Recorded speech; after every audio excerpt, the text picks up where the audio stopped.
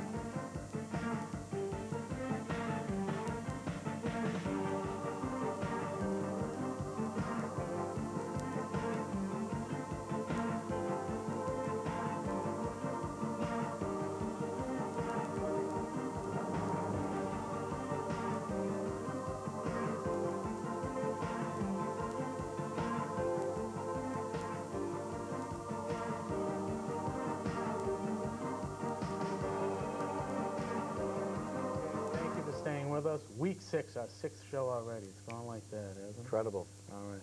Could you have asked for a better birthday present? And, no. And also, I want to mention, it would have been the late Jay McGillis' 22nd birthday. Correct. Birthday's on the same day. No, it was a great day. It was a great day. We were looking forward to this game. And when they came out as the 18th team in the country, and they've been rated #1 in Eastern Mass and in the state, I thought to myself, we're playing them on my birthday, and you just don't know what type of a birthday you're going to have. And it certainly was a great, great day. Now, I talked to you yesterday. I talked about having Larry Ames in the show. You said, no, I don't want. Were you surprised today by the #1 ranking? You thought that Waltham would stay #1 because they had. Yeah, they're undefeated, and we had lost that first game. And usually polls like to go with the undefeated teams. But I think I'm not surprised. I definitely feel as though we deserve to be there because of the caliber of opposition that we've played in the past 4 weeks. As I've mentioned before, the toughest 4 games that we've had consecutively of any year that I've ever been at Brockton. And so as far as I'm concerned, we deserve to be there. Now we have to keep ourselves there. If all goes accordingly, you could actually face Waltham in the Super Bowl playoffs, whatever they want to call it. Right now, looking at last year's enrollments, depending upon, for instance, that we go by enrollments, and the top 4 teams, we'd have to win our league. We have to take care of Durfee, we have to take care of New Bedford. But if we ended up as one of the 4 teams, it's the Catholic Conference, and right now it would seem as though Xaverian should win. And then you have the Old Colony League, and you have the Greater Boston League. And the teams that are presently in first place in each one of these leagues, it would end up with Brockton playing Waltham, and then the Old Colony League playing the Catholic Conference, because Waltham does have more of an enrollment, boy enrollment, than Xaverian in the top 3 grades. So that would be a fitting thing. So therefore, that 1-2 right now wouldn't make any difference. Whoever would win that game would end up definitely #1. After the, well, let me first say, during the week, Larry Ames picked Xaverian to beat Brockton. Did you play up on this big time during the week? Well, on Friday rather. Yeah, I think the players look at the paper and they do see who he picks. And I think that was a little bit of added incentive. Factor, I guess. And the fact of the matter is that, although I think I told you last week, we put in probably the best week that we've put in all year, as far as attitude, as far as intensity, as far as realizing what we had to do. And the beautiful thing is sometimes when you put in a week like that, you never know how it's going to end up. Sometimes you go over that little edge, Just like a boxer Exactly, overtraining. exactly. And we went into the game, of course, ready to play. All right. Do you think maybe now, the only sad part about this season is that the fan support in Brockton has been miserable. Do you think now that you're in your customary #1 spot, do you think maybe the city will start coming out and I hope so. and I hope, supporting now? you know what, I hope so for two reasons. For the players who deserve to be watched, and also for the fans themselves to come out and watch us play, because this is a real fine football Sure team is. to watch. People who are at the game on Saturday, beautiful crowd. And I think we had good Brockton representation at the game, too. I'll tell you what, there are more people at Xaverian this past week that show up on the home side of Marciano Stadium, and it's very depressing. I mean, me it bothers you. as a Brockton guy, I mean, you got to come out and support the city. It's one of the few bright spots in Brockton. Well, as far as I'm concerned, you know, they should be watched, and I think I know the people who were at the game on Saturday certainly enjoyed They're your themselves. hardcore fans. Yeah, and I think that people will come out, and I think there's interest. I think personally, you know, in this day and age, there's just so many diversified things that people can do. The television, they've got their cars, they travel and so forth and so on. I think the interest is there. What I'd like to see is that interest shown up by their physical presence, and really give them I'd love to see when we get home after our Durfee Leominster game, and then we have a week off, and then we finish up with New Bedford, which looks to me like it's going to be a great attraction. And then, of course, Thanksgiving Day, we should finish up in a real blaze of glory, and I'm looking forward to that. All right, Armin and I will be back with a look at the offense, the much potent offense, right after this game summary. Tremendous, tremendous victory. Who's #1? Who is #1? There's no question of who is the top-ranked team in Eastern Mass after Brockton's 26-20 win over the previously undefeated Xaverian Hawks on Saturday. Brockton wasted no time in making its statement to be #1. The Boxers quickly jumped out to a 14-0 lead with an unstoppable offense, which accounted for over 300 yards on the ground, 190 of those yards by senior Mike Bourne. Shaheen to throw. Goes the other way with Bourne. Touchdown! Second and goal from the 3. Shaheen again. Touchdown! What had the makings of a blowout suddenly got very tight. When Pat Velios fumbled a Xaverian punt deep in Boxer territory, the Hawks recovered and scored to make it 14-10 on a Greg Camella over-the-top touchdown. The Brockton offense continued to keep on rolling in the second half. Lucian Belanger rolled in from a yard out to up the Boxers' lead to 20-10. But after Brockton's second turnover, Xaverian made use of their home field advantage. Hasselbeck to Camella. Fumble in the end zone. And Xaverian has it for the touchdown. And on the conversion, even though the ball clearly did not cross the goal line, the officials gave Xaverian the 2 points, cutting the Boxers' lead to a deuce, 20-18. But it didn't stay close for a very long period of time, as long as Mike Bourne was in the Brockton backfield. Done it all on the ground on this drive. It is Bourne. Big hole over the left side. Michael Bourne, touchdown! Keon Young. Believe it or not, the Brockton defense came up even bigger. With a tie game looking the Boxers square in the face, the Big D stuffed the Hawks offense 3 times inside Brockton's 5-yard line. Camella. He didn't make it. Stopped by the Boxer defense. 9. Xaverian did make it onto the scoreboard again, this time by way of a Brockton safety, to make the score 26-20. But Alan Bursey sailed the ensuing free kick over the heads of everyone in a blue shirt, setting up one last time for the Brockton defense to seal the win. Kennedy cuts back for 5 or 6. They're going to mark him down. He was down. They're going to mark him down. No! It's Brockton ball! We absolutely were the better team. No question whatsoever about it. Had turnovers at the wrong time. We did some bad things, but we overcame it, which is what great teams have to do. Right now, we are a great football team. A great football team indeed. You had a smile on your face that whole game summary. I did. There were a lot of beautiful things that happened in the game, and what great teams do. And on that particular day, last Saturday, we were a great football team because we played a real fine football team. No question about it. They had a lot of firepower. Sure. They could throw the ball, they could run the ball, they were fine defensively, and we had to work for everything we got. And when you have that type of game, you do get excited. Now listen, going into the game, did you think you could run on Xaverian as well as you did? To be I very mean, they're the honest number with you, one team. yes, I did. I did. Our scouts do a great job. Peter Caruso's doing a fine job for us, and of course Billy Devon, Mike Hancock, and Mike Von George. They just do unbelievable job. Every Friday night they're out looking, and every chance they get. We felt as though we were stronger than them up front, and we felt as though we would be able to move them. And the thing during the half, Danny Reardon said to me, Mr. Colombo, they're getting weaker. He says, we're getting stronger, they're getting weaker up front. And that made me feel good. And we didn't throw the ball at all. We didn't have to in the second half.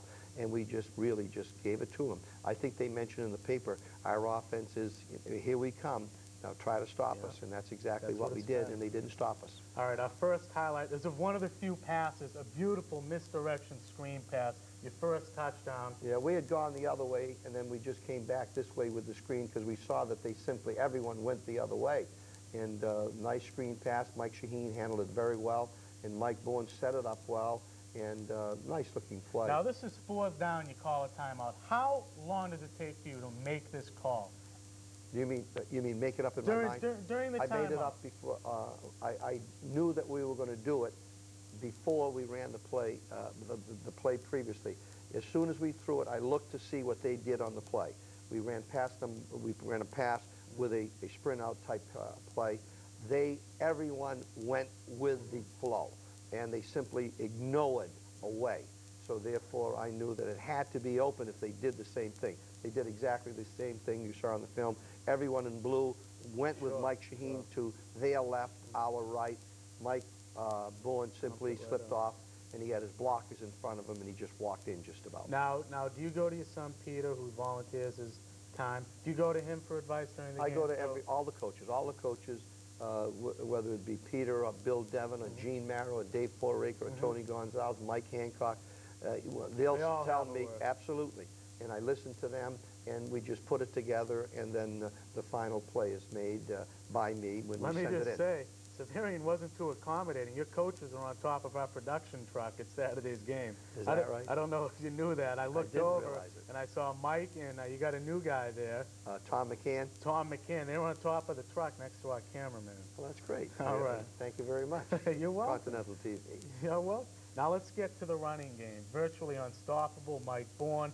Jason Mosley, I thought, had his best game as a runner. The kid just wouldn't go down. And the third down specialist, 4th down specialist, Lucian Belanger, heck of a running game. We have that highlight right here. Yeah. All backs are contributing. All backs. There's no question about it. I mean, This is Michael Bourne right here taking off. Kid, I going didn't realize. outside, too. You really haven't been able to get outside at certain times of the year. This time you got outside whenever you wanted to. Yeah, we did. They were bunching up on us, and Michael knew which way to go, and he's just becoming a very intelligent runner.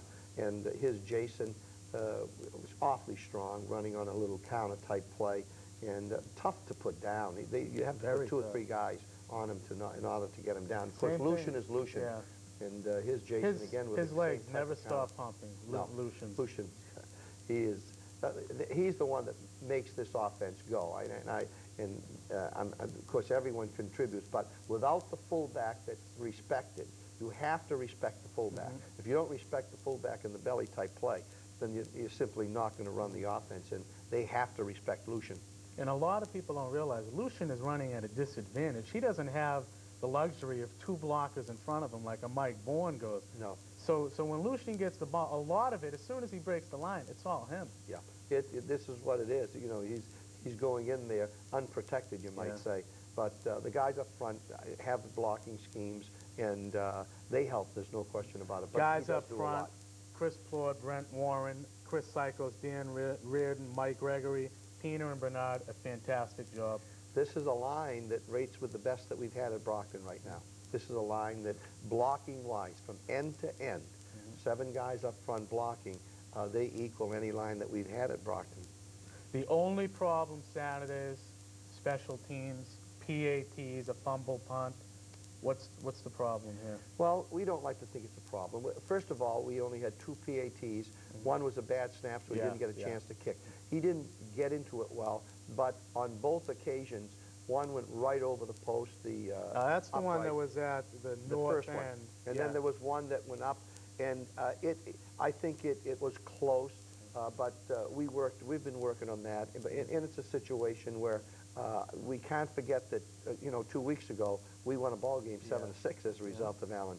And we can't forget the fact that Alan Bursey, his punt that he got off on after the safety was the key factor in our game. Into the wind. Into the wind, and he kicked the ball. I think it ended up 60 yards downfield after a little roll. But he actually kicked it over the mid-safety's head, who was upfield about 50 yards. So, to say that Allen contributed, he certainly did. He did a great job for us, and without that punt and that particular play, we're in trouble. But you're right. Our special teams on the kickoff return, we let down too, setting up their touchdown. So there's things to be concerned about. It's got to be. All right. Armin and I will be back with a look at the defense and our trivia contest. So make sure you stay with us.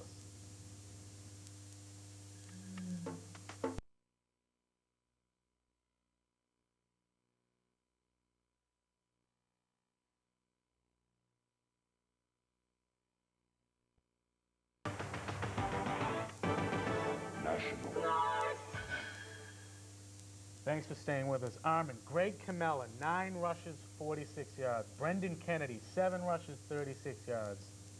What happened to Camella and Kennedy? What happened to Zach McCall? Well, same thing.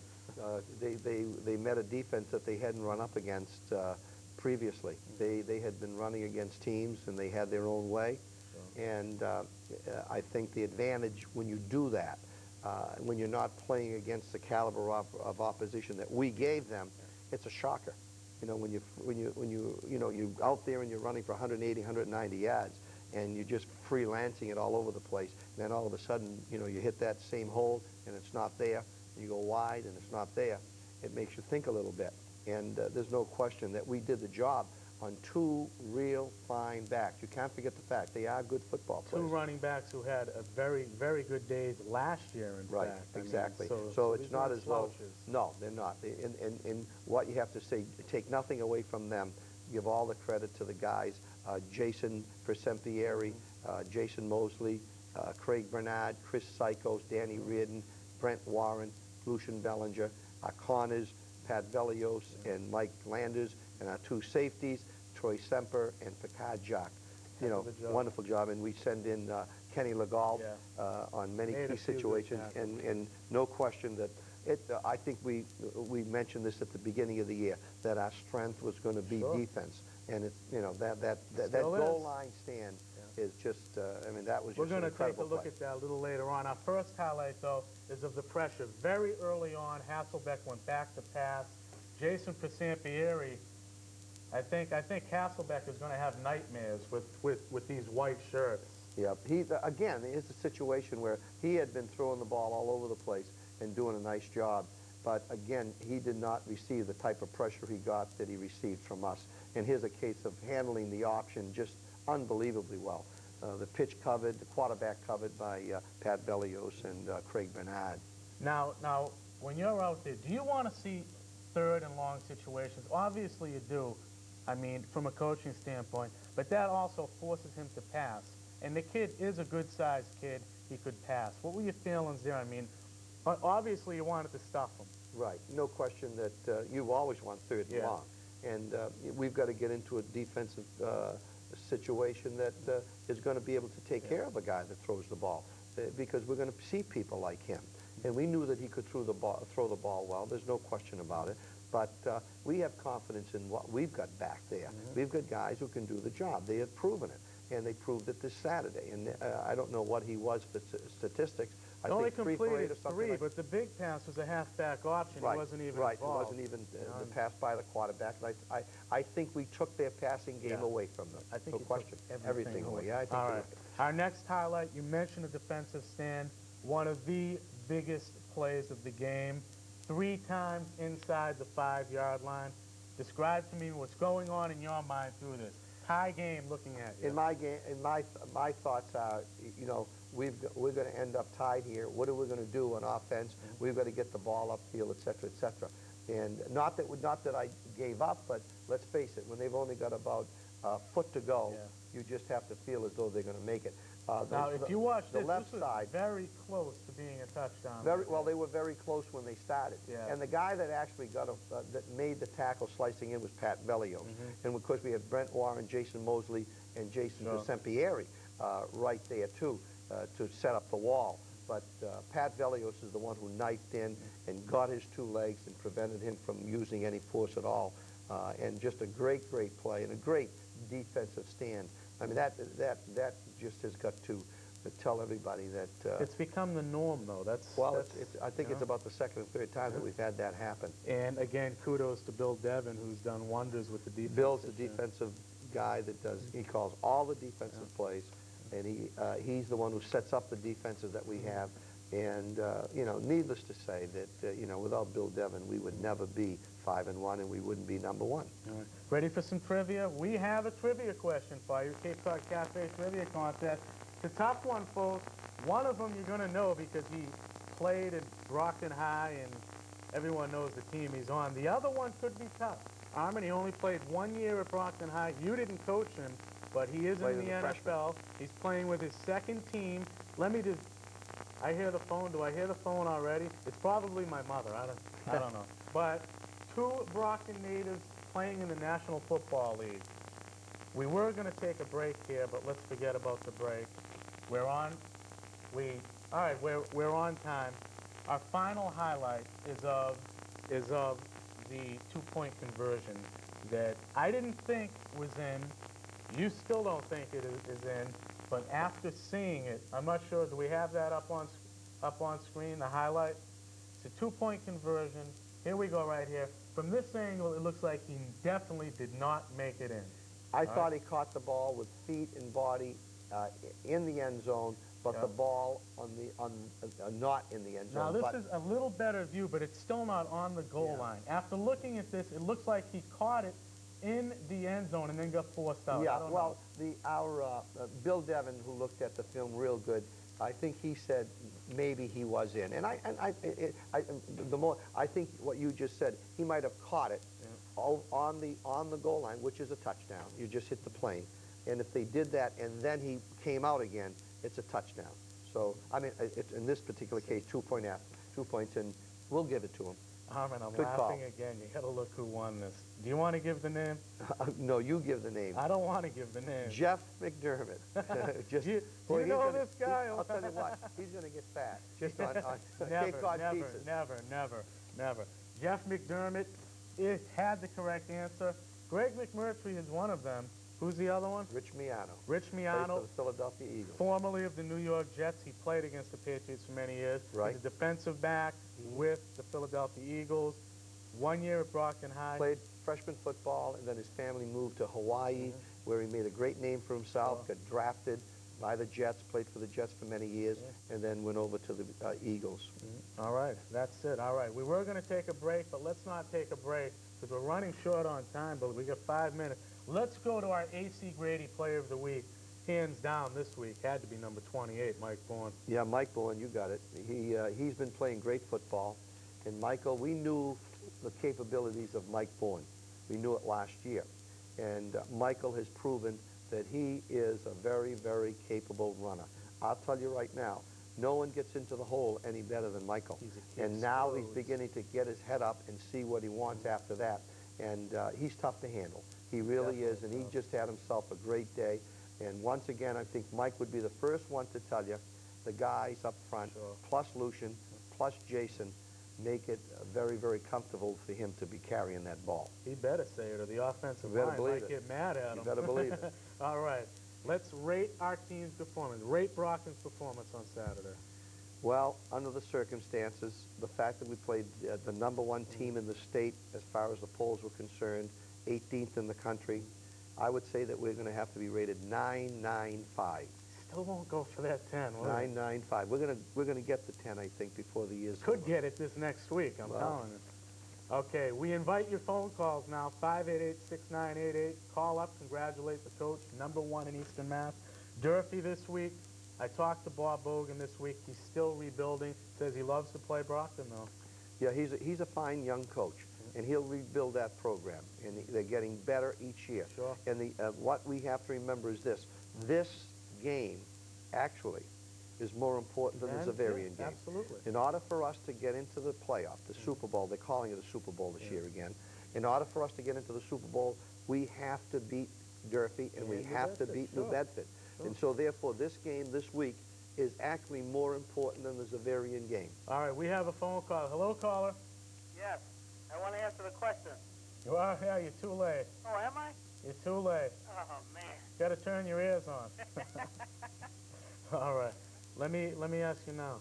Is there any chance that Brockton is going to take it easy? You've had 4 hell weeks, tough opponents. Any chance of a letdown here? Impossible. Impossible to let down. We've come too far. We know what it is to be way down. We were way down 5 weeks ago after the Susan Wagner game. We have come back. We have clawed our way back. We have gone through a rigorous schedule, but it's not over. And we have to work just as hard, if not harder. And we have to prepare the same way we prepared for the past 4 or 5 weeks. So, no, I don't think there'll be a letdown. I think today we started practice off as though I think with our feet off the ground. We're #1. But now, no, we're not going to let down. I believe we have another phone call. Hello, caller. Hello, Steve. Hello. Hi. How's it going? All right, how are you? Good. I just wanted to say to the coach, congratulations for a season that's been turned around quite dramatically after the first week. Thank you. And I was at the game at Xaverian, and I went across the stands to the Xaverian side at halftime to talk to my cousin, who his son used to play there. And some of his friends were there. And they made an interesting comment. They said, I wish we had a coach like Colombo over here at Xaverian. So you are a respected coach. Thank you. I appreciate that, but I want to tell you something. I know George McCabe very, very well, the coach of Xaverian. They have a fine football coach there. And I'll tell you right now, if they better do something over there, and they better keep him at Xaverian, because he does an excellent job. He's not retiring. He was ripped from his teaching position. He lost his teaching position. And I'll tell you, George is a fine man and a fine coach. And as far as I'm concerned, he's very capable, and they certainly don't need me there. You'll never go there anyway. We have less than a minute, but we have a caller. Hello? Steve. Hello? Steve? Yes. How are you? All right. Great. Who? Huh? Oh, forget about that. Armin, congratulations. Happy birthday. You're #1 again. Thanks, Steve. You should have been there 3 weeks ago. I know you thought that. Yeah. I'm very biased, so I know you are. Extremely so. That's all right. So aren't you. All right. We'll see you next week after Brockton beats up on Durfee. See you later.